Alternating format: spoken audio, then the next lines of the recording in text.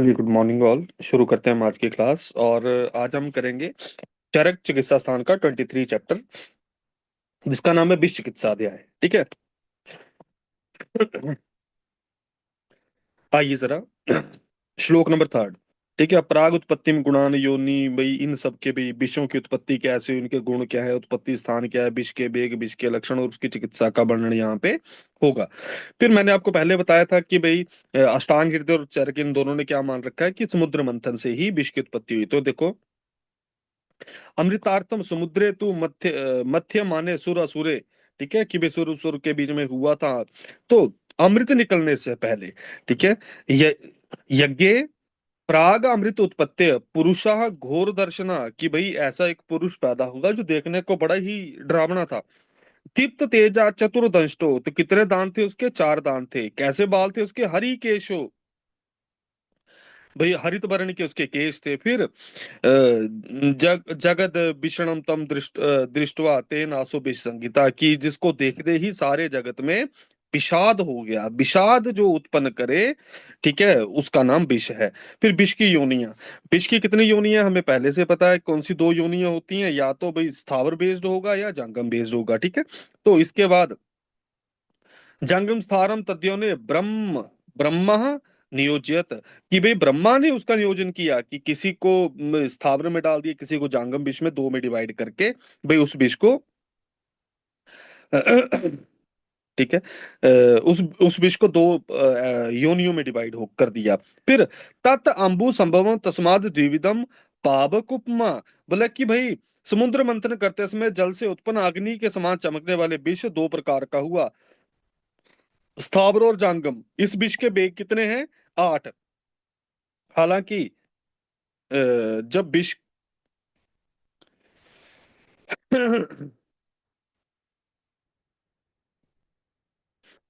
ठीक है, इस विष के वेग कितने बता रखे हैं? 8। हालांकि सुश्रुत ने कितने बता रखे हैं? 7 बता रखे हैं। गुण कितने हैं? 10।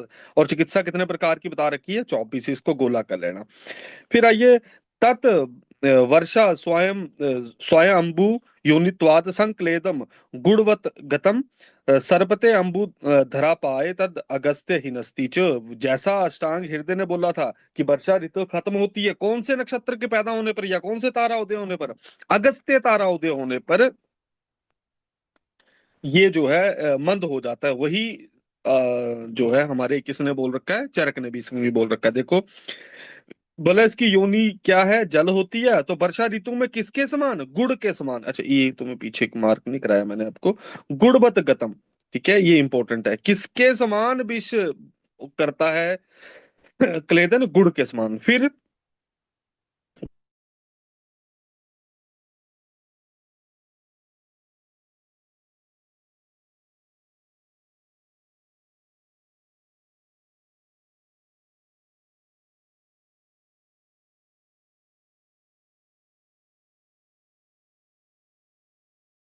ये इन्होंने सारे नाम बता रखे हैं। फिर आइए आगे, गर्भिश। गर्भिश को संयोगज विष भी बोलते हैं। ठीक है, इसको हाईलाइट कर लेना। गर संयोगजम, कि भाई संयोग से उत्पन्न होता है। और हमने इसको पढ़ा भी है, हमें पता ही है ना, ये कृत्रिम विष और अकृत्रिम विष मैंने आपको कल शायद लिखवाए भी हैं। ठीक है। तो ये संयोग से उत्पन्न होता है।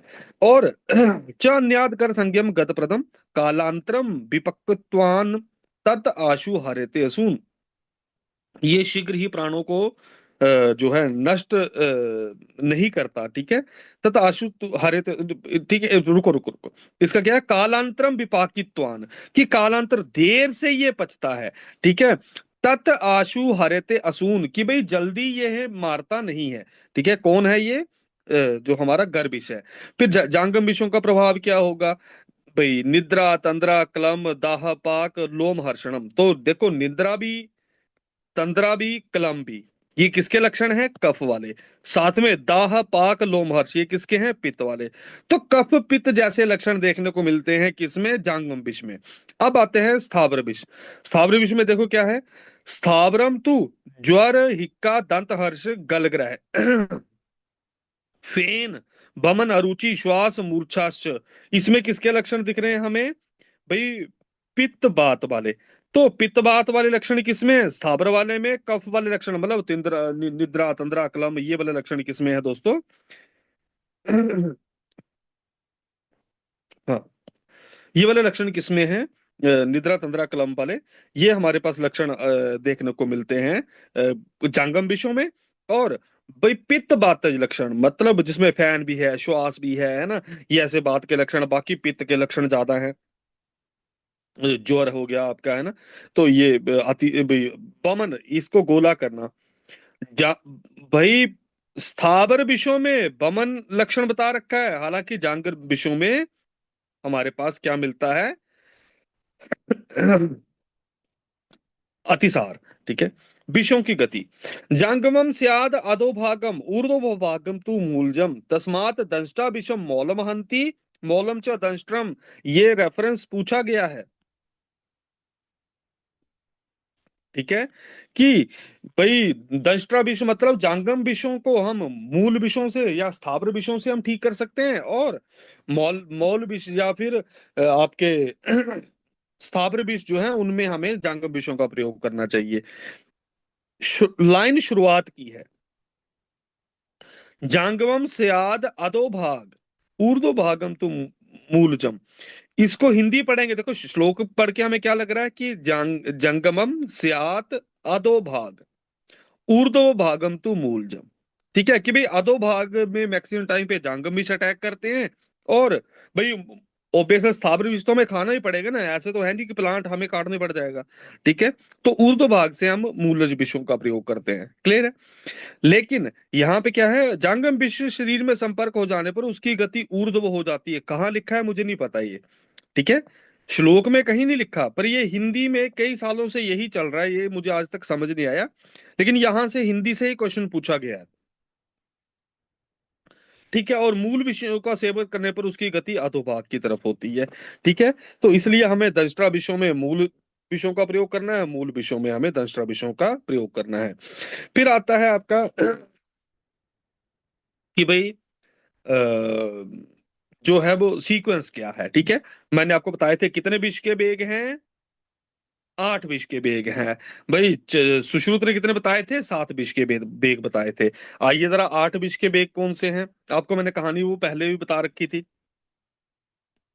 कि पहले बेग में किसका प्रकोप होता है? रस का। दूसरे में किसका होगा? रक्त का, आपको पता ही है ना। तीसरे में मांस का। मैंने ये आपको पहले ही लिखा, मतलब जब हमने सुश्रुत के पढ़े थे मैंने वही बताया था। फिर चौथे में बात आदि दोष की दृष्टि होती है। ठीक है। आइए जरा इन सबको देखते हैं। देखो, तृष्णा मोह दंत हर्ष प्रसेक बमतु कलम। तो ये क्या सारे के सारे लक्षण किसके हैं? तृष्णा, मोह, दंत हर्ष, प्रसेक, मुंह से पानी आ रहा है, बमतु दमन हो रहा है। ठीक है। क्लम, ये किसका है? कि भाई जब रस को प्रदूषित कर देता है विष, तब के हैं। फिर जब पित्त की बारी आती है तो, अगर सॉरी रक्त की बारी आती है दूसरे बेग में, तो दूसरे बेग में किसको पकड़ लेता है? ये रक्त को। अश्रिक प्रदोष द्वितीय तु वैवरण्य ब्रह्म बेपतु मूर्छा जृंभा अंग चिमचिमाए। ठीक है। तीसरे बेग में क्या हो रहा है? दुष्ट पिच्छिता तृतीय। तीसरे बेग में पिच्छित मतलब मांस की दुष्टि होती है। तो इसमें क्या होगा? मंडल कंडू शबिथु कोट। तो क्या इस वही वाले डिसऑर्डर हैं, मांस वाले ही? ठीक है। मंडल पैदा हो जाएंगे, कंडू हो जाएगा, कोट हो जाएगा। ठीक है। चौथे बेग में किसकी दुष्टि होती है? भाई चौथे बेग में दुष्टि होती है बात आदि जार चतुर्थे दाह छर्दी अंग शूल मूर्छा मूर्छा आद्या। कि भाई चौथे बेग में बात आदि रोग होंगे, और उसमें दाह भी होगा, भाई छर्दी अंग शूल। ठीक है। ये सारी की सारी चीजें जो हैं ये चौथे बेग में होती है। तो दाह भी होगा, छर्दी भी होगा। ठीक है। फिर आइए नील आदि नाम तमस दर्शनम। पंचमें बेगे आंखों वाले लक्षण किसमें आ रहे हैं? नील आदि तमस दर्शन किसमें आ रहे हैं? पांचवें बेग में। छेवें में षष्ठे हिक्का। छेवें में क्या लक्षण हम मिल रहा है हमें? हिक्का। सातवें में क्या लक्षण मिल रहा है? भंग स्कंद से तू सप्तमें। और आठवें में क्या लक्षण मिल रहा है? अष्टमें मरणम निर्णाम। ठीक है। तो हमारे पास ये 8 बेग जो हैं, तो इसमें से हमें पता ही है पहले बेग में रस की प्रकोप होता है, तो रस वाले ही विकार है वहां पे। भी बमतु है, क्लम है, प्रसेक है, दंत हर्ष है। ठीक है। तृष्णा है। जब बारी आती है दूसरे बेग में, तो दूसरे बेग में किसकी दृष्टि हो रही है? रक्त की दृष्टि हो रही है। रक्त की दृष्टि होगी तो क्या होगा? भाई व्यावरण्य वाला भाई ब्रह्म बेपथु और मूर्छा जिरिम्बा। मा अगर मास की तक पहुंच गया तीसरे वेग में, तो भाई मास को दुष्ट करने से काम मंडल कोट कंटू ये वाले रोग पैदा होंगे। जब भाई बातादि दोष हो जाएंगे तो दाह सर्दी अंगशूल वगैरह लक्षण मिलेंगे। नीलादि नाम तमस दर्शनम कौन से पांचवें वेग में, छवें में हिक्का, सातवें में स्कंद भगन, आठवें में मरणम। ठीक है, आठवें में क्या हो जाएगा, मरण हो जाएगा। तो इस तरीके से आठ वेग मान रखे हैं। फिर आइए भिन्न भिन्न प्राणियों के भिन्न भिन्न वेग कि चतुष्पदों में चार वेग होते हैं सेम, ये उन्होंने बताए थे सुश्रुत ने। पक्षियों में तीन, ठीक है, तो ये सेम है सुश्रुत की तरह। ठीक है, फिर आइए आगे, पशुओं के चार वेग कौन से हैं। सीदती आद्य भ्रमती च कि पहले में क्या होगा भाई, साध होगा और भ्रम होगा। तो पहले बेग में क्या है, साध और भ्रम। दूसरे बेग में बेपते, बेपते मतलब कांपना शुरू कर देगा। तीसरे में ततः शून्य, भाई शून्य मतलब कि भाई सेंसलेस हो जाएगा, संज्ञाहीन टाइप। मंदहारो, ठीक है, और मंदहार वाला हो जाता। और चौथे में क्या होगा, म्रियते श्वासेन ही, कि भाई श्वास के बढ़ जाने से उसकी मृत्यु हो जाती है। कौन से बेग में, चौथे में। हालांकि सुश्रुत ने लक्षण अलग बता रखे हैं, लेकिन बेग चार ही मान रखे हैं। फिर आइए आगे, पक्षियों में तीन बेग हैं। पहले में क्या होगा, ध्यायती विहंगा, कि भाई पक्षी पहले उसमें कहीं और ही उसका घूमता रहेगा खज्जड़ होके। ठीक है, मतलब ध्यायती मतलब ध्यान, मतलब चिंता वाला सिस्टम रहेगा। ठीक है, दूसरे में प्रभ्राम्यति, भाई वो क्या करता रहेगा, इधर उधर पुट्टे सीधियां भाई फ्लाइटें मारते रहेगा। फिर सरस्त अंगश्च तृतीय। फिर आइए विष के गुण, इनके बारे में मैंने आपको सुश्रुत में ही पढ़ा रखा है।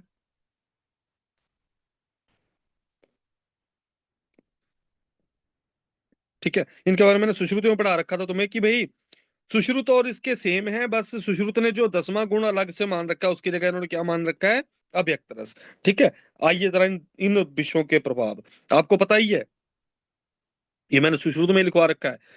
विष रूक्ष होता है इसलिए बात का प्रकोप करता है, हमें पता ही है। रूक्ष से बात प्रकोप, उष्णता से पित्त प्रकोप, सूक्ष्म होने से रक्त प्रकोप। ठीक है, फिर आइए आगे, आपका अगला कौन सा है, अव्यक्त रस होने से कफ प्रकोप। और हमें पता ही है ना, अव्यक्त रस मैंने आपको बता रखा था कि भाई अव्यक्त रस से कफ का प्रकोप करता है। फिर शीघ्र और वैवाहिक गुण होने के करके आशु भाई संपूर्ण शरीर में व्याप्त हो जाता है। तीक्ष्ण होने से मर्म स्थानों को नष्ट करता है, सेम वैसा ही है। विकासी होने से प्राणों को नष्ट करता है। फिर लघु होने से भाई तुरुपक्रम किसकी वजह से, लघुत्वात। और विशद होने से इसकी गति जो है असक्त गति दोष, जो मैंने ये आपको पहले ही करा रखा सुश्रुत के साथ। फिर बात प्रकृति के अनुसार दोष प्रकोप, बोला बात प्रकृति वाले मनुष्यों के बात स्थान में विष जाकर पित्त और कफ के लक्षणों को शरीर में अल्प कर देता है। प्यास की वृद्धि, मोह मूर्छा आरती गल ग्रह बमन, मुख से झाग आदि निकलने लक्षणों को उत्पन्न करता है। तो अगर भाई ये वाले लक्षण किसमें हैं, अगर बास्थान में चला जाए, अगर पित्त प्रकृति वाले पुरुषों में पित्ताशय में चला गया, तो भाई इसमें लक्षण क्या मिलेंगे हमें, इसमें फिर से यही है, तृष्णा कास जर बमतु। अगर तृष्णा मोह आरती है, ठीक है, तृष्णा कास ज्वर बमतु क्लम दाह, ठीक है, तो ये अतिसार आदि जो ये किसके हैं, तृष्णा काश ज्वर वाला। अगर ज्वर दिख गया हमें, तो हमें क्या याद रखना है कि ये पित्त पित्त प्रकृति वाले के पिताशय में चला गया विष।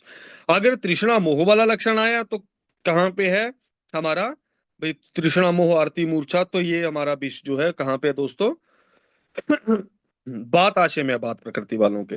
फिर आइए आगे, कफ कफ स्थान में अधिष्ठित हो गया अगर कफज प्रकृति वालों को, तो बात पित्त के लक्षण कम हो जाएंगे। तो इसकी वजह से श्वास कंडू लाला बमथू, क्या आपको आराम से पकड़ा जाएगा, श्वास है गलग्रह है कंडू है। ठीक है, ये उसका लक्षण है। फिर आइए आगे, दूषी विष, बोला है, दूषी विषम तू शोणित दुष्टि, किसकी दुष्टि कर रहा है ये, शोणित की दुष्टि। ठीक है, अरुह किटिब कोठ लिंगम च, इसमें हमें भाई क्या क्या लक्षण मिलते हैं, किटिब और कोठ।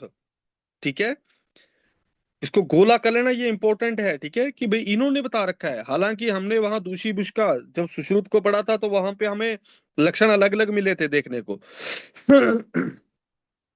इन्होंने किटिब और कोट ही लक्षण दो बताए हैं कि भाई स्किन के ऊपर जो हमें, देखो हम कुछ खाते हैं, ठीक है, जैसे कोई चीज खाते हैं तो हमें आर्टिकेरिया टाइप लपड़ता होने, ठीक है, वो दूषी विष का इन्होंने बता रखा है सारा का सारा। फिर आइए आगे, विष सेवन से मृत्यु।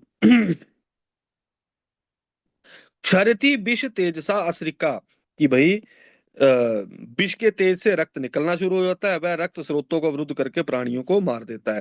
फिर मर जाने पर पिया हुआ विष कहाँ पे स्थित होता है? पीतम मृतस्य हृदय तिष्ठति। Very very very important question में पूछा गया है। पिया हुआ विष मर जाने पर कहाँ पे स्थित होता है? पिया हुआ विष मर जाने पर कहाँ स्थित होता है?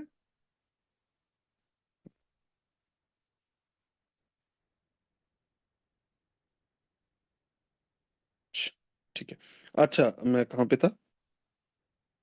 हाँ, कि भाई हृदय में स्थित रहता है, ठीक है, हृदय तिष्ठति।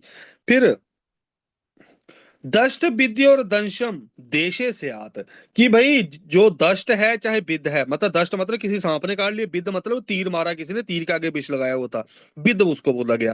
बोला दष्ट और विद कहाँ पे रहते हैं? अपनी ही जगह पे रहते हैं विष, लेकिन पिया हुआ विष मृत होने पर कहाँ पहुंच जाता है? हृदय पे। इसलिए हृदय को जलाते नहीं है, वो हम इसको आगे पढ़ेंगे, ठीक है। तो इसको हाईलाइट कर लेना, दष्ट विद्य और दंशम देशे से आत। फिर आइए विष से निश्चित मृत्यु होने का लक्षण। भाई विष से भी बंदा मरने वाला है, इसके लक्षण क्या होंगे? नीलोष्ट दंत शथिल्यम केश पतनम अंग भंग विक्षेपा। नीलोष्ट मतलब आपको पता ही है कि साइनोसिस किस लेवल की चली गई है, ठीक है। फिर दंत शैथिल्य आ गया, केश पतनम आ गया, अंग भंग आ गया, विक्षेप।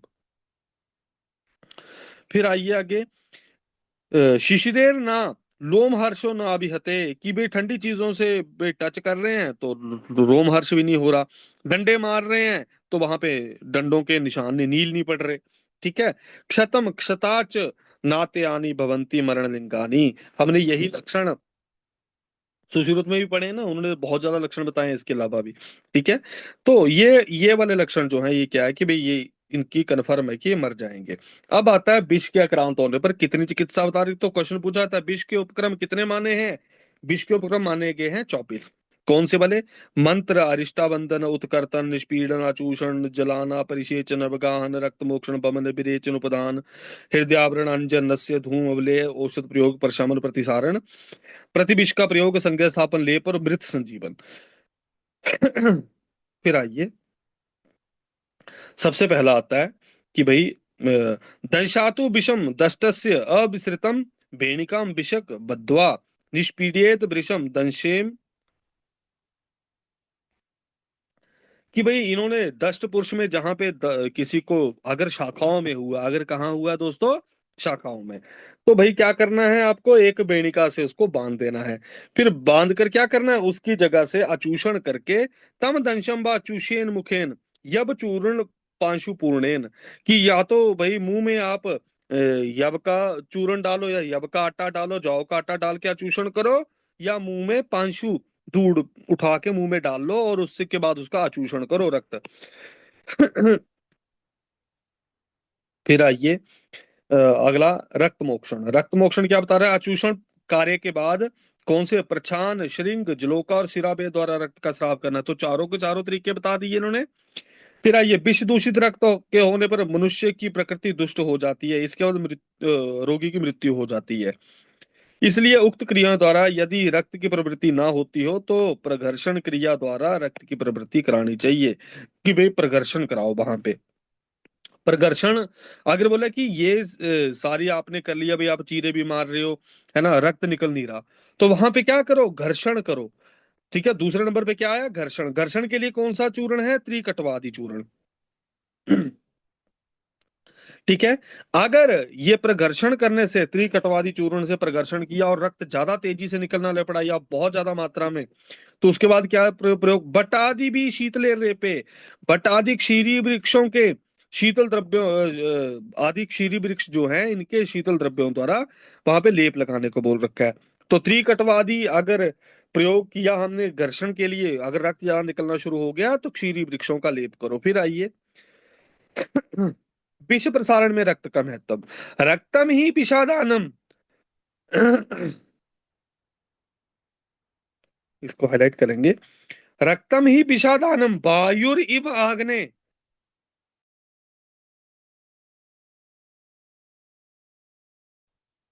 ठीक है, बोला जिस तरीके से वायुर इव आग्ने, जैसे बोला वायु जो है ये क्या करती है भाई, अग्नि का आदान, अग्नि को फैलाने का काम करती है, उसी प्रकार से रक्त जो है विष को फैलाने का काम करता है। और शीतः स्कंदति तस्मिन स्कन्ने व्याप्यति विष वेगा, कि शीतल चीजों के प्रयोग से रक्त स्कंदित हो जाएगा, मतलब वहां पे क्लॉटिंग हो जाएगी, है ना, वैसोकंस्ट्रिक्शन हो जाएगी। तो क्या होगा, रक्त वहां पे रुक जाएगा, तो विष के वेग भी थोड़े शांत हो जाएंगे।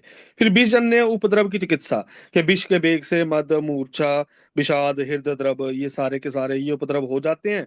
इन उपद्रवों को भी शीतल क्रिया द्वारा ही शांत करना चाहिए। ठीक है, शीतेर निर्वर्त्य एतान। फिर बीजाश्च लोम हर्षात से आत, कि भाई शीतल पंखे की हवा तब तक करनी चाहिए जब तक कि विषय पर आक्रांत को रोमांच ना होने लगे। Very very very important. ठीक है, कब तक हवा करनी है उसको, जब भाई उसको रोमहर्षी ना होने लग पड़े तब तक ठंडी हवा करी जाओ उसको, मतलब उसको पूरा वैसो कंस्ट्रिक्शन बड़े लेवल की करा दी है। फिर विषाक्रांत शरीर में दंश छेद से लाभ। बोला जिस तरीके से मूल के कट जाने से वृक्ष नहीं बढ़ पाता किंतु नष्ट हो जाता है, उसी प्रकार दंश स्थान के काट जाने पर विष के वेग बढ़ नहीं पाता और नष्ट हो जाता है। ठीक है, फिर अचूषण से, अचूषणम की अचूषण से क्या होगा, क्रिया से बढ़ता हुआ विष वेग दंश स्थान में चला आता है। तो क्वेश्चन आपको पूछा जाएगा कि भाई दंश स्थान पे कैसे, कौन से उससे आता है, अचूषण से। फिर तीसरा आता है अरिष्टाबंधन। अरिष्टाबंधन क्या है, जिस प्रकार बोला कि जल के वेग को रोकने के लिए हम बांध बनाते हैं, ठीक है, उसी प्रकार बढ़ते विश्व वेगों को रोकने के लिए अरिष्टाबंधन का प्रयोग। तो इन्होंने तीनों का काम बता दिया। ठीक है, आइए जरा विष वेग में दाह क्रिया। यदि विष का वेग त्वचा और मांस तक ही पहुंच पाया हो, वेरी वेरी वेरी इंपॉर्टेंट, कब दहन करना है, जब त्वचा और मांस में है, तो ऐसी दशा में दाह क्रिया से विष वेग नष्ट होता है। यदि विष का वेग केवल रक्त में ही व्याप्त है तो वहां पे हम क्या करेंगे, रक्त विस्रावण करेंगे। ठीक है, विषपान करने पर शीघ्र ही किसके द्वारा, वमन द्वारा विष निवारण करना चाहिए। द्वितीय वेग में विरेचन द्वारा विष को निकालना चाहिए। तो हमारे पास पहला आया कि त्वचा और मांस में है तो हम क्या करेंगे, दाह कर देंगे। अगर भाई रक्त में चला गया तो रक्त विस्रावण कर देंगे, पहले वे की चिकित्सा है। अगर विष पान किया हुआ है तो भाई शीघ्र ही उसको भाई वमन करा दो। वमन कराने के बाद दूसरे वेग में विरेचन द्वारा विष को बाहर निकालना है हमें। फिर द्वितीय वेग की चिकित्सा, विषाक्रांत पुरुष को हृदय की रक्षा करनी चाहिए। क्वेश्चन में पूछा गया था हृदय की रक्षा कौन से बेग में बता रखी है चरक ने, सेकंड बेग में। किससे कराने को बोल रखी है हृदय की रक्षा, ये जो द्रव्य बता रखे हैं 11, इनका प्रयोग करने से। ठीक है, इनको गोला कर लेना। विषाक्रांत पुरुष के सर्वप्रथम हृदय की रक्षा करनी चाहिए। किस किस से, मधु, घृत, मज्जा, दूध, शुद्ध स्वर्ण गैरू, मतलब स्वर्ण गैरी बोला गया। फिर गोबर का रस, पकाया हुआ इक्षु रस, फिर आपका कौए का मांस, ठीक है भाई, बकरे का रक्त, गोबर की राख, काली मिट्टी को यथाशीघ्र पान करना चाहिए। तो भाई हृदय की रक्षा के लिए कितनी चीजें बता रखी हैं, ये 11 चीजें क्वेश्चन में पूछा गया है। ठीक है, और एक क्वेश्चन पूछा गया कि भाई कौन से वेग में करते हैं और किन किन द्रव्यों से करते हैं, तो ये 11 द्रव्य हैं। ठीक है, तीसरे में किसका प्रयोग करने को बोल रखा, हाईलाइट करना, क्षार आगद तृतीय, कि भाई क्षार आगद का प्रयोग करना है, किस लिए, शोफ हरे लेखनम, कि शोफहर और लेखन करने के लिए। क्यों, क्योंकि यहाँ पे मंडल, कोठ, कंडू, ये शब्द हमें मिले थे। ठीक है, और इसमें किसके साथ प्रयोग करना है, समध्व अम्भू, मधु और जल के साथ मिलाकर क्षारगद का प्रयोग करना है। तो क्षारगद का अनुपान क्या बता रखा है, मधु और जल। ठीक है, और शोफहर और लेखन करने के लिए। फिर आइए चौथे वेग में, गोमे रस चतुर्थे बेगे स कपित मधुसर्पी। कि बोला गोमे रस मतलब गोबर का रस प्लस कपित मधुसर्पी के साथ देने को बोल रखा है चौथे बेग में। पांचवें बेग में आता है काकांड शीर्षा व्याम स्वरसेन आश्चोतन अंजने, क्योंकि तम तमस आदि दर्शन जो है वो उसी पांचवें बेग में शुरू हुआ था ना, तो इन्होंने काकांड शीर्ष का प्रयोग इनका स्वरस किसके लिए प्रयोग किया है, आश्चोतन और अंजन के लिए और नस्य के लिए। फिर आइए सियात पंचमे अत षष्ठे संज्ञाया स्थापनम कार्य, छेवें बेग में क्या कराओ, संज्ञा स्थापन कराओ। अब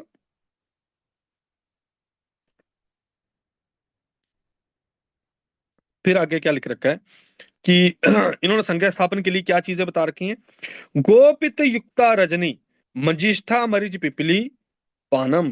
कि भाई क्या क्या चीजें संज्ञा स्थापन के लिए, बोला गोपित ले लिया आपने, रजनी मतलब हरिद्रा ले लिया आपने, मंजिष्ठा मरीच और पिपली, इनको भाई आपने पिपली पानम इन सबको पीने के लिए देना है। ठीक है। फिर आइए विषपानम दष्टानम विष पीछे दंशनम च अंते। कि भाई सतवें बेग में क्या कराओ, जिसने विषपान कर रखा है उसको सांप से कटवा दो और जो दष्ट है उसमें विषपान करने को प्रयोग करने को बोल रखा है। फिर आइए आठवें बेग। आठवें बेग में क्या करने को बोल रखा है, आठवें बेग में शिखिर पित्त अर्धयुक्तम स्यात पलाश बीजो अगदो मृतेशु ब्रा। कि जब कि व्यक्ति मरे हुए के समान प्रतीत हो तो उसको पहली चीज क्या बता रखी है, पलाश के बीज का चूर्ण, शिखी बोलते हैं मोर को, मोर के पित्त में मिलाकर देना है। दूसरा बड़ी जो आपकी कंटकारी का बीज जो है, इन सबको गोरोचन, इनको नीम की पत्ती के रस के साथ पीने को बोल रखा है। तीसरा तुलसी की पत्ती वाला प्रयोग बता रखा है। चौथा भी तुलसी के कपड़चन चूर्ण ये केवांश के साथ देने को बोल रखा है। फिर काकांड आदि योग, काकांड हमने पीछे भी पढ़ा, काकांड शीरीष बला, उसका आश्योतन अंजन से प्रयोग करने को बोल रखा है पांचवें बेग में। ठीक है। यहाँ पे भी काकांड का प्रयोग करने को बताया है इन्होंने। फिर आइए आगे आपका मृत संजीवन अगद, इसको हाईलाइट कर लेना। अच्छा ये मैं आपको और बता देता हूँ, ये काकांड आदि योग जो है ये और किसमें है। उद्बंदम, उद्बंदम मतलब जिसे फांसी फूंसी ले ली हो। ठीक है। फिर विष जल मृते, जल मृते मतलब जो पानी में डूब गया है, उन सबको इसका प्रयोग करना है। क्लियर है। फिर आइए अगला मृत संजीवनी अगद, इसको हाईलाइट कर लेना। ठीक है। मृत संजीवन अगद जो है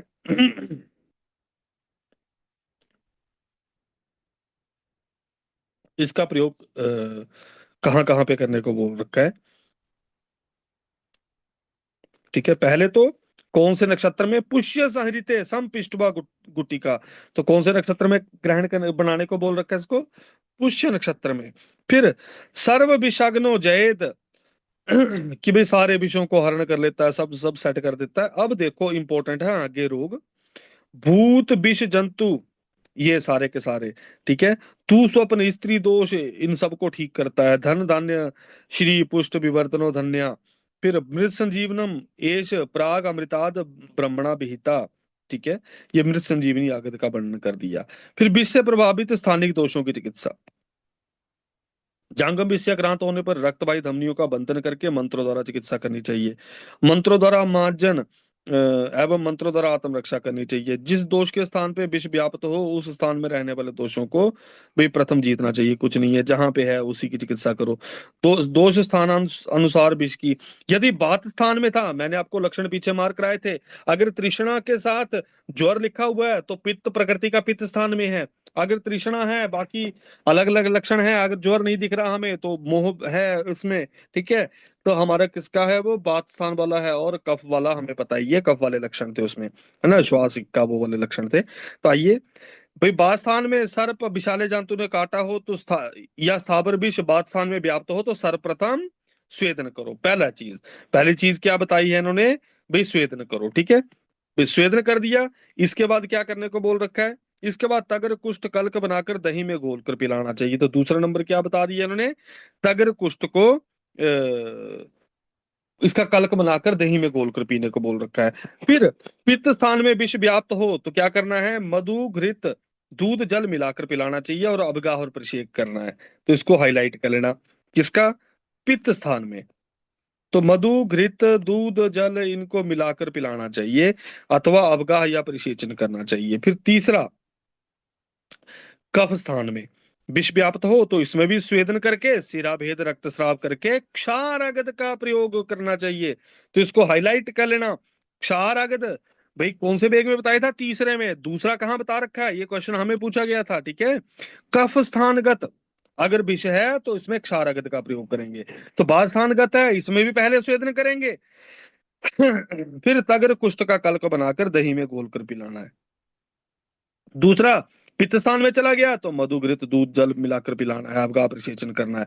तीसरा, अगर कफ स्थान में विष व्याप्त है तो स्वेदन करके क्षारगद का प्रयोग करने को बोल रखा है। सॉरी, स्वेदन करके रक्त मोक्षण करके क्षारगद का प्रयोग। फिर दूषी विष में पंचकर्म। दूषी विष अथ रक्त स्थिते सिरा कर्म पंचविदम। ओहो, इसमें किसका प्रयोग करने को बोल दिया? सिरा कर्म पंचविदम, की सिरा भेदन करके और पंच प्रकार के कर्म करने हैं, मतलब पंचकर्म का प्रयोग। पैसेज एवं कल्प्यम विषुक इदा, कि भाई इसमें भी स्थानम चेद पूर्वम स्थान से अविरुद्धम च, ठीक है, कि कुछ नहीं है, इनकी चिकित्सा वैसे करनी है। कफ मार्ग अवरोध होने पर चिकित्सा। जब कफ का मार्ग विष से दूषित हो जाने पर स्रोतों का मार्ग बंद हो जाता है तो बात रुकती है। अब बात रुकती है तो क्या होगा? वो ज्यादा फास्ट मूव करेगी ना, अगर किसी एक जगह पे, तो भवंडर बन जाता है। वायु के रुकने से मनुष्य मृत व्यक्ति की तरह श्वास लेने लगता है। इस दशा में रोगी को असाध्य सूच्य कोई लक्षण दिखाई ना पड़े तो मस्तक के ऊपर काकपद बनाकर बेल के बराबर, बिल्व प्रमाण का, बिल्व समम चर्मकशा का कल्क बनाकर लेप लगाना चाहिए। तो किसका लेप करने को बोल रखा है? चर्मकशा कल्कम बिल्व समम मूर्धना काकपतस्य, कि वे काकपत चीरा लगा के भाई बिल्व के समान भाई इसका चर्मकशा का कल्क लगा दो, ठीक है। और प्रथमन नस्य देने को बोल दिया, किसका? कृत्वा दद्यात कटवी, ये इन सब का भाई आप प्रथमन नस्य दो। फिर आइए काकपत द्वारा मांस प्रयोग, कि भाई अगर भी काकपत आपने चीरा बना दिया तो भाई आप मांस भी रख सकते हैं। मुर्गे का मांस रख दो, बकरे का रख दो, गाय का रख दो, भैंस का रख दो, ठीक है। इससे रक्त में व्याप्त विष बकरे के मांस में चला जाता है, कि अगर ऐसी कंडीशन है तो। फिर नस्से का प्रयोग, नस्से का प्रयोग क्या है? नासा क्षीण सारे विष के प्रभाव से अवरोध हो रहा हो तो नस्य देना चाहिए, ठीक है। फिर कुछ नहीं है। और अंजन का प्रयोग, जब नेत्रों में दिखाई पड़ेंगे तो हम अंजनों का प्रयोग करेंगे, कोई नहीं पूछेगा इसको। फिर आइए अगला आपका आता है गंध हस्ती अगद, ठीक है। ये गंध हस्ती अगद आ गई। गंध हस्ती अगद जो है भाई, ये इसको किस किस का है, मैं इसको हाईलाइट कराता हूं आपको, ठीक है। इसको सबसे पहले किस में पीसने को बोल रखा है? गौमूत्र में, बकरे के मूत्र में। फिर गाय का पित्त, घोड़े का पित्त एक एक दिन के अंतर पर 7 दिनों तक भावना दें। किससे? एक दिन गाय के पित्त से, एक दिन घोड़े के पित्त से, ठीक है। फिर आइए आगे, अगद के प्रयोग से सिर प्रदेश में फैला हुआ विष शीघ्र नष्ट होता है। इसके प्रयोग से ज्वर, भूतग्रह, जीर्ण, ये सारे के सारे रोग नष्ट हुए। मोरों को अंजन लगाने से ही दूर करता है ये। लेप लगाने से, ये दूसरा आया। अब लेप लगाएंगे तो विष दिग्ध, क्षत, लीड, दष्ट, पीत विष के वेगों को नष्ट करता है। अर्श के मत्स्य फूले हुए हों तो उस पर इस अगद का लेप किया जाता है। मूड गर्भ में स्त्रियों को योनि में लेप लगाया जाता है। फिर दुष्ट प्रतिशय में इसको ललाट पर लेप कर दो। फिर आगे अंडकोश की वृद्धि में, किटिव, कुष्ठ आदि रक्त विकारों में अगद का लेप करने को बोल रखा है। तो इसका दो रूप में प्रयोग बताया, एक अंजन, दूसरा लेप। तो ये दो प्रकार से इसका यूज बता रखा है इन्होंने, ठीक है। तो एक तो अंजन रूप में गंध हस्ती आगत का, दूसरा लेप में, लेप रूप में। फिर आइए अगला, आप अगला महागंध हस्ती अगद है, ठीक है। ये क्वेश्चन पूछा जाता है कितने द्रव्य हैं इसमें? 60 द्रव्य हैं, ठीक है। कितने द्रव्य हैं इसमें? ये 60 द्रव्य हैं, ये हाईलाइट कर लेना कितने द्रव्य हैं ये। ओए होए, ठीक है, 60 द्रव्य हैं, इनको हाईलाइट कर लेंगे, ठीक है। और इस आगत को किसने? त्र्यंबक ने वैश्रवण के लिए उपदेश किया था। क्वेश्चन पूछा जाएगा आपसे कि भाई इसका आगत का किसने किया था इन 60 द्रव्यों का? त्र्यंबक, त्र्यंबक शंकर बाबा ने वैश्रवण को, ठीक है। एक इसमें ना श्लोक में है, श्लोक नंबर 90 में एक है, मम माता जया नाम जयो नामेति में पिता, सो हम जय अजय पुत्रो विजय अथ जयामि च। ये रेफरेंस पूछा गया था कि ये रेफरेंस किसके लिए बोला गया था, ठीक है। ये महागंध हस्ती आगद में बोला गया है, ठीक है। आइए, ये महागंध हस्ती नामक आगद अप्रथित प्रभाव वाली है। इन औषधियों का समान भाग में कपट क्षण चूर्ण करके पुष्य नक्षत्र में गौ के पित्त में इसको, हेलो, हाँ जी हाँ जी, पैर कौन है, ठीक है सब।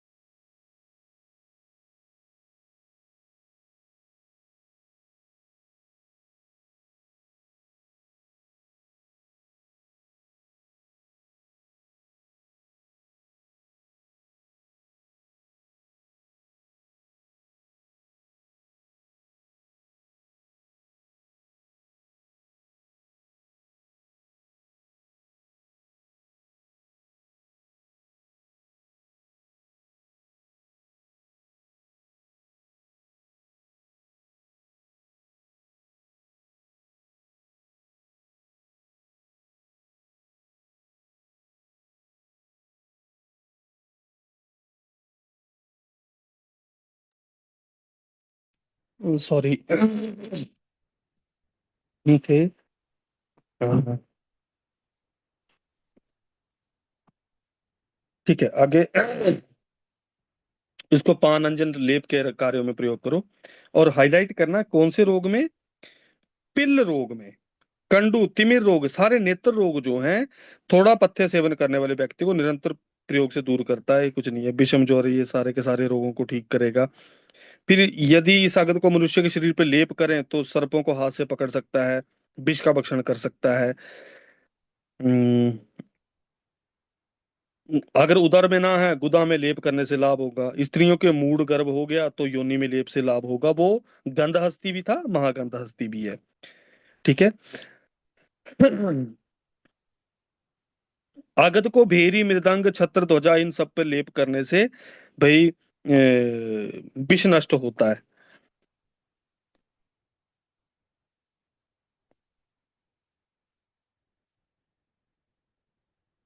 पीसते समय ये वाला मंत्र जो है इसको हाईलाइट करना, मम माता जया जया, वो वाला, ये वाला रेफरेंस जो है ये इसको हाईलाइट कर लेना। विश्वकर्मा पुरुषों में सिंह के समान विष्णु भगवान को नमस्कार है। मैं सनातन कृष्ण भव विभव नमस्कार करता हूँ। ये सारे की सारी चीजें जो लिख रखी हैं ये किसके लिए हैं? हमारा महागंध हस्ती अगद। फिर अगला आता है ऋष्वक आदि अगद। ऋष्वक आदि अगद को श्वास ज्वर आदि ये जो उपद्रव हैं ये होते हैं। हिंगवादी योग, हिंगवादी योग क्या है कि भाई हिंग, पीपर के कपड़, चूर्ण चूर्ण, ये सारे के सारे जो बता रखे हैं, ठीक है, के रस में डालकर मधु और चीनी मिलाकर पिलाना चाहिए, कुछ नहीं है। बमन नाशक योग, यदि विष विकार में बमन ज्यादा हो रहा है तो बिल्व ये सारे के सारे चूर्ण को मधु और घृत के साथ मिलाकर पिलाने को बोल दिया। फिर आगे और क्या है? धूम का प्रयोग कुछ नहीं है ये। फिर और सीधा आता है क्षार अगद, इसको हाईलाइट करना। क्षार अगद को क्या, किसका प्रयोग करने को बोल रखा है क्षार अगद में? तरुण प्लाश क्षारम। किसका प्रयोग करने को बोल दिया? तरुण प्लाश क्षार। ठीक है। 12 घंटे के बाद जल को आग पर पकाएं। पकते समय लाल मिट्टी ये सारे के सारे द्रव्य इसमें मिलाने हैं। फिर जब ये कलछी ये सार सटने लगे तो उसे उतार कर बेल के समान गुटिका बना लेनी है। किसके समान गुटिका बनाने को बोल रखा है? कोल, बेर के समान। ठीक है। फिर इसके सेवन से सभी प्रकार के विष विकार ये सारे के सारे रोग ठीक होते हैं। इसको क्षारागद आ गया हमारा। फिर सामान्य चिकित्सा, यहाँ तक विष पीने वाले सांप आदि जानवर काट लिए जाने पर भाई चिकित्सा बता दी गई है। अब इसके बाद आगे नृपाधीन व्यक्तियों की परीक्षा की भाई जो उन्होंने सुश्रुत ने पहले चैप्टर में बता रखा था कल्प स्थान के, वही राजा को शत्रुओं से मिले हुए अपने कर्मचारियों से, स्त्रियों से आहार विहार संबंधी भाई परीक्षा करनी चाहिए। विषदाता की पहचान मैंने आपको बताया था ना, प्राप्त प्रकृति विकारम। विषदाता जो क्या होता है? अत्यर्थ शंकितम सियात बहुबाक, कि भाई बहुत ज्यादा शंका में रहता, बहुत ज्यादा बोलता है, या फिर अल्पबागी, बोलेगा बड़ा कम। फिर प्राप्त प्रकृति विकार, उसका जो नॉर्मल नेचर है उसमें चेंज आना शुरू हो जाएगा। ये विष प्रदाता के लक्षण है। फिर विषयुक्त अन्न की परीक्षा, ये क्या बता रखा है? उसको आग में डालने से क्या होगा? मोर के समान, पंख के समान आभा से लपटें निकलती हैं। अग्नि से जो धुआं निकलता है वो बहुत तीक्ष्ण होता है, सहन नहीं कर सकते, स्मेल बड़ी गंदी आती है। फिर चटचटाहट शब्द होगा। अग्नि का ज्वाला एक एक ज्वाला एक चक्कर काटती है और बुझ जाती है। और अग्नि में ज्वाला उठती ही नहीं, केवल धुआं ही रह जाता है। तो ये अन्न को अग्नि पर करने के करने से भाई ये लक्षण होंगे हमें देखने को मिलेंगे। ठीक है। फिर भोजन के लिए पात्र रखा गया हो, अन्न विवरण हो जाता है तो उस सब इस अन्न पर मक्खियां बैठ जाएं तो मक्खियां क्या हो जाएंगी? मैंने वो सारे वहां पे भी बताया था, मक्षिका मार्यति। फिर क्षाम स्वर किसका हो जाएगा? काकान, काक का भी अगर इसको अन्न को खा ले तो उसका क्षाम स्वर हो जाएगा। और चकोर की क्या हो जाएंगी? भाई अक्षी विरिच्यते, कि भाई आंखों से रक्त वर्ण का, नेत्र रक्त वर्ण के हो जाएंगे। तो ये तीन जानवरों का बता रखा। हालांकि सुश्रुत ने 7-8 चीजें बता रखी थी। ठीक है। उन्होंने बंदर का बता रखा था, हिरण का बता रखा था, उनको क्या क्या हो जाएगा, तो मोर का बता रखा था। ठीक है। तो आइए जरा विषयुक्त पेय पदार्थों की, अगर पेय पदार्थ होंगे तो नीली रेखाएं पड़ जाएंगी, नीली काली पीली जो भी हैं। ठीक है। अगर छाया देखने चाहेंगे तो अपनी छाया दिखाई नहीं देगी, अगर दिखेगी भी तो टेढ़ी मेढ़ी दिखेगी या कंप्लीट नहीं होगी।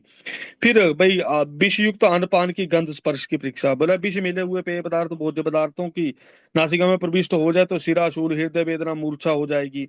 ठीक है। अगर हाथ में टच कर लिया तो उंगलियों के लक्षण होंगे, कोई याद करने वाले नहीं है। विष युक्त अन्न भक्षण के अगर ये चला गया जीभ, सबसे पहले होठों में चिमचिमाहट, जीवा में शोथ, ठीक है, हम खा रहे हैं, फिर दांतों में विष का संपर्क होगा, दंत हर्ष हो जाएगा, अनुस्तंभ हो जाएगा, लाला स्राव होना शुरू हो जाएगा। आमाशय में विष पहुंच गया तो श्वेत आधिक्य हो जाएगा, आंखों को दिखाई नहीं पड़ता, हृदय की गति रुकावट होना शुरू हो जाती है। पक्वाशय में चला गया तो मूर्छा, मद, मोह, ये सारे के सारे लक्षण हमें देखने को मिलेंगे। फिर विष युक्त दंत धावन के लक्षण। दंत पवन से कूर्चो विशर्यते, दंत ओष्ठमास शोफस्य केशच्युति। इसमें केशच्युति शिरोरुग ग्रंथि स विषयत शिरोभ्यंगी, कि सिर में वेदना हो रही है, सिर में ग्रंथियां उत्पन्न हो जाती हैं, ये सारे के सारे लक्षण किसके हैं? विषयुक्त दंत धावन के। फिर विषयुक्त अंजन के प्रयोग के लक्षण।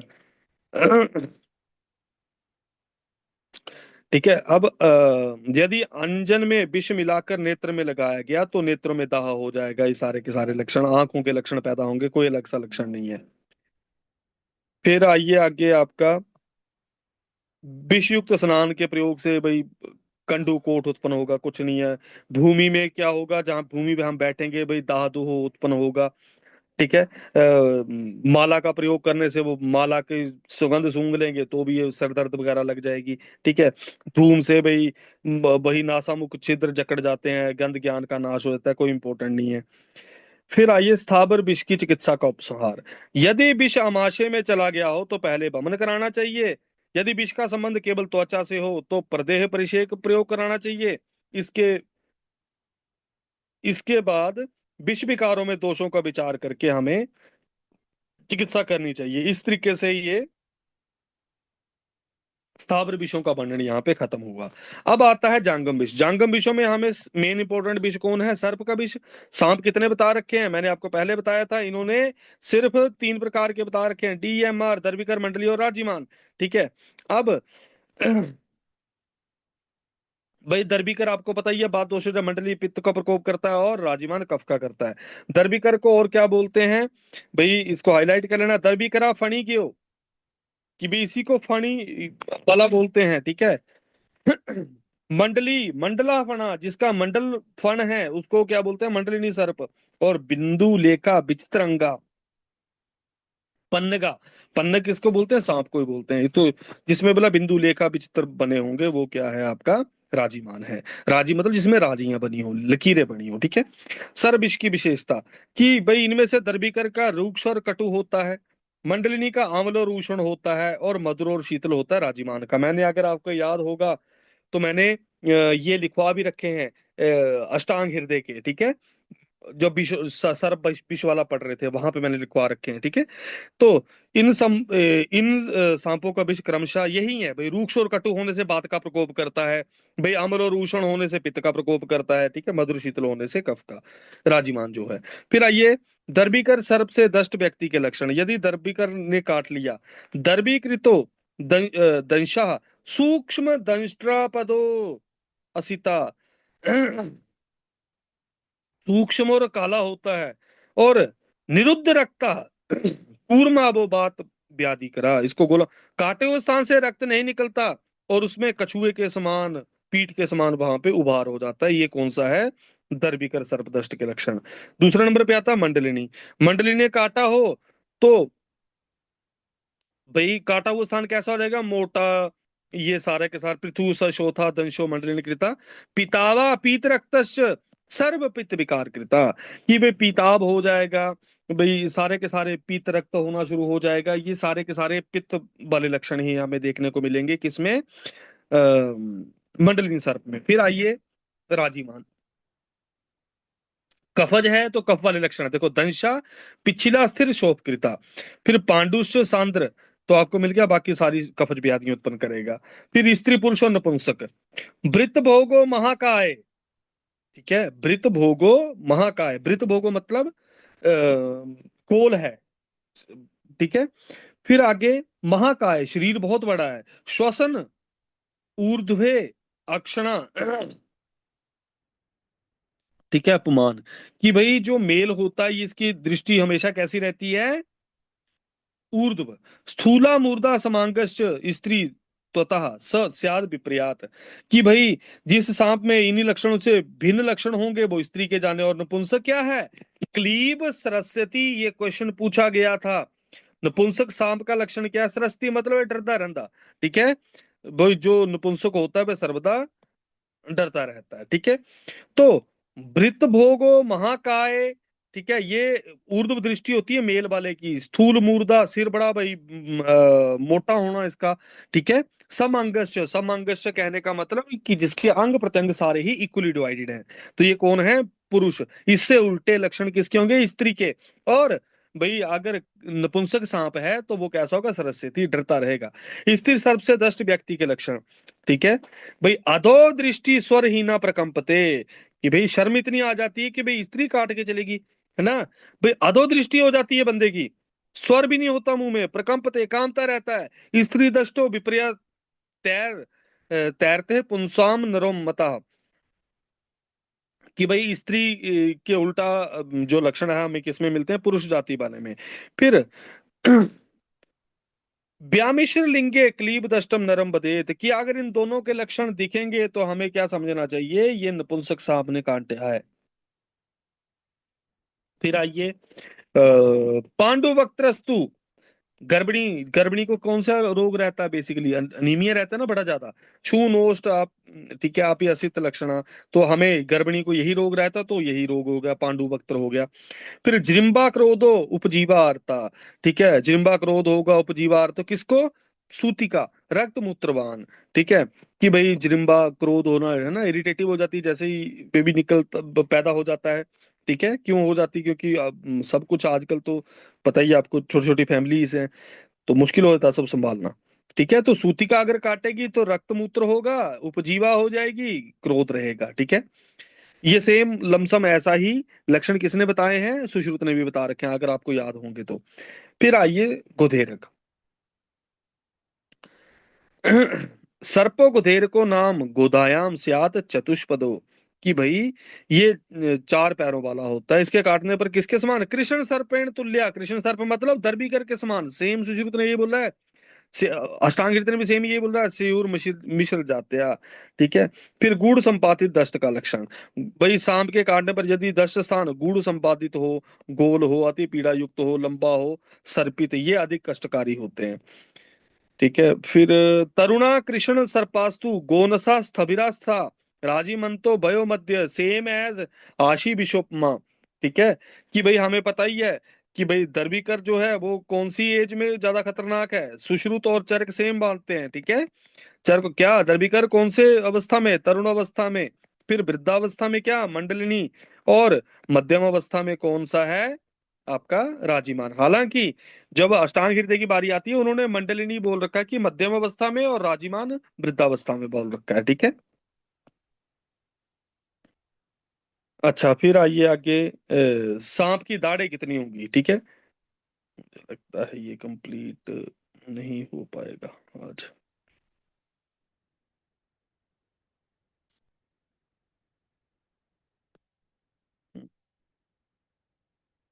लंबा है काम अभी,